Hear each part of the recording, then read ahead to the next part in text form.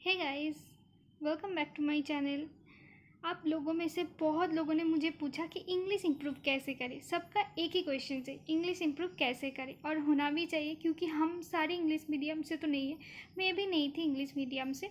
तो फिर जब मैंने पहली बार एग्ज़ाम दिए थे, मुझे याद है मैंने उसमें शायद 3 और 4 मिला था मुझे।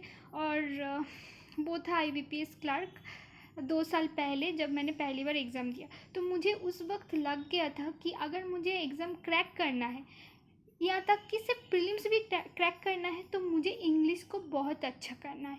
तो बहुत वीडियो देखने के बाद भी मुझे इंग्लिश पढ़ के उसका मतलब समझ में नहीं आते थे।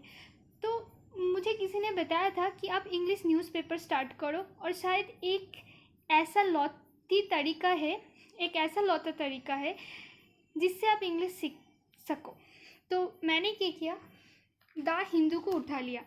ये पेपर आप देख सकते हैं, इसे मैं रोज़ पढ़ती हूँ। आपको क्या पढ़ना है वो भी मैं बता देती हूँ।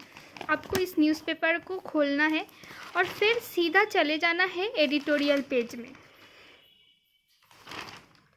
ये आ गया एडिटोरियल पेज, आप देख सकते हो। ये आ गया एडिटोरियल पेज, और इसमें से मैं रीडिंग करना शुरू की थी। तो जब मैंने पहली बार न्यूज़पेपर शुरू की थी, तो मुझे एक स्ट्रेंजर कंप्लीट पढ़ने के लिए पूरा 1 घंटा 2 घंटा लग जाते थे। क्यों? क्योंकि मुझे आधे से भी ज़्यादा एक लाइन में सिर्फ एक लाइन में मुझे 1 2 3 वर्ड अननोन मिलते थे, और उसे मैं क्या करती थी, नोट करती थी। आपको नोट कैसे करना है मैं बता दूं। आप एक नोटबुक ले लो, आप देख सकते हो इतने सारे जो खाता है ना, मैंने सारे कंप्लीट किया। आप देख सकते हो 1 2 3 4 5 6 7 8। ठीक है, अभी भी मेरा ये वाला जो खाता है मैंने अभी शुरू किया है, इसे भी ख़त्म करना है। लेकिन अब देख लो कैसे मैंने नोट करती थी। पहले है ना वर्ड का एक कलम बना लिया था, फिर एक्सप्लेनेशंस, फिर सेंटेंस। यानी कि सपोज़ करो मैंने ये सेंटेंस पढ़े, यहाँ से एक लाइन पढ़े, ठीक है। इनमें से मुझे जो भी वर्ड है अननोन लगा, मैंने इस वर्ड कलम में लिख ली, ठीक है।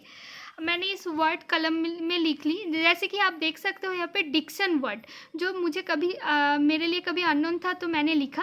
फिर मैंने गूगल किया। पहले मैं मैनुअल डिक्शनरी यूज़ करती थी, लेकिन उसमें बहुत टाइम इन्वेस्ट हो जाते थे। तो उतना टाइम इन्वेस्ट करना काफ़ी मुश्किल हो रहे थे, क्योंकि मुझे मैथ्स और मेंस की भी तैयारी करनी थी। तो मैंने क्या किया, manual Oxford learning advance dictionary जो यूज़ करती थी उसे मैंने छोड़ा, और मैंने गूगल का इस्तेमाल यूज़ करना स्टार्ट की। गूगल डिक्शनरी में भी ऑक्सफोर्ड लैंग्वेज ही होता है, तो आपको ज़्यादा फ़र्क नहीं पड़ेगा। आप सिंपली सर्च करो मीनिंग ऑफ डिक्शंस, आपको गूगल जो रिज़ल्ट दिखाएगा उनमें से आप मीनिंग लिख लो, ठीक है।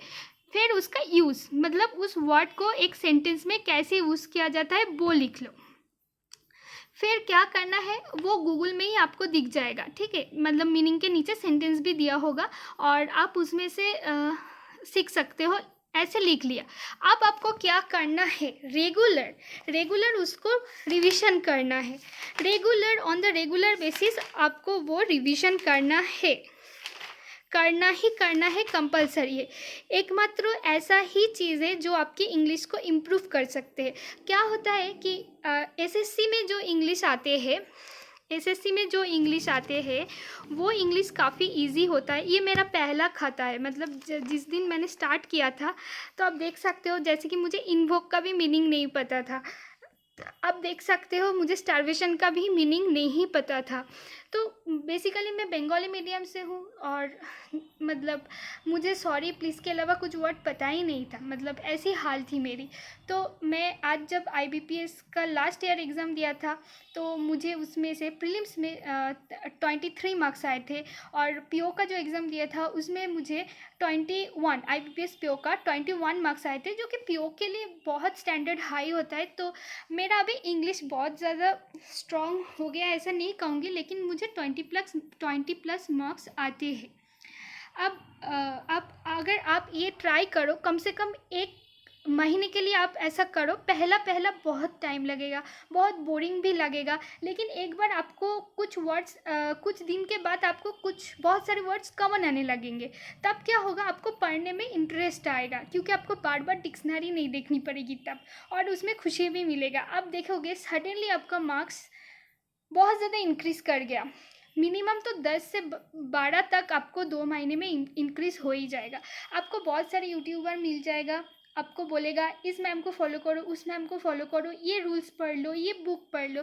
लेकिन बेसिकली क्या होता है ना, इंग्लिश बुक पढ़ के नहीं होता। आपका स्किल जो है वो बढ़ाना पड़ता है, रीडिंग स्किल बढ़ाना पड़ता है, और उसके लिए एक यही है हमारा न्यूज़पेपर, जो हमें बहुत कुछ सिखाता है। और आप चाहो तो नॉवेल भी पढ़ सकते हो, लेकिन मैं रेकमेंड करूँगी इंग्लिश न्यूज़पेपर, क्योंकि इससे आपका जो करंट अफेयर्स है वो भी कवर हो जाएगा। तो यही है। और अगर आप बुक्स फॉलो करना चाहते हैं तो मैं कहूँगा आप लुसेंट की किताब ले लो। ठीक है, ये है लुसेंट की किताब। ये बुक्स मैं क्यों लेने के लिए बोल रही हूँ, क्योंकि इस बुक्स को लेने से आपको एसएससी और बैंक दोनों कवर हो जाएगा। मेरा दोनों ही कवर हो चुका है इस बुक को करते हुए। मुझे तो एसएससी का इंग्लिश बहुत इजी होता है, लेकिन आप देख सकते हो मैंने सारे पढ़े हैं। आप किताब का हालत देख सकते हो, मैंने कितने मतलब इंग्लिश के ऊपर काम किया मैं खुद ही जानती हूँ। बहुत सारे पढ़े हैं मैंने इंग्लिश, और बहुत हार्डवर्क किया इंग्लिश के ऊपर। तो आप लोगों ने बहुत बार पूछा था कि इंग्लिश को कैसे इम्प्रूव करें, मैंने बता दिया। अब आपकी मर्ज़ी है, कोई भी यूट्यूबर आपको ये बात नहीं बताएगा कि इंग्लिश पढ़ने से, इंग्लिश न्यूज़पेपर पढ़ने से ही आपका इंग्लिश रीडिंग स्किल बढ़ता है। वो कहेंगे रूल्स फॉलो कर लो, ये रूल्स कर लो, वो रूल्स कर लो, लेकिन अंडरस्टैंडिंग जो आते हैं ना, वो आपको इंग्लिश न्यूज़पेपर पढ़ कर ही आएंगे। ठीक है, ये सबको पता है, लेकिन कोई आपको नहीं बताएंगे। शायद कोई बता भी दे, क्योंकि मुझे भी किसी ने बताया था, तो मैंने भी सोचा मैं भी बता देती हूँ। ठीक है, आप करो और कमेंट में मुझे बताना 2 महीने बाद क्या आपकी इंग्लिश इम्प्रूव हुई है। Thank you for watching this.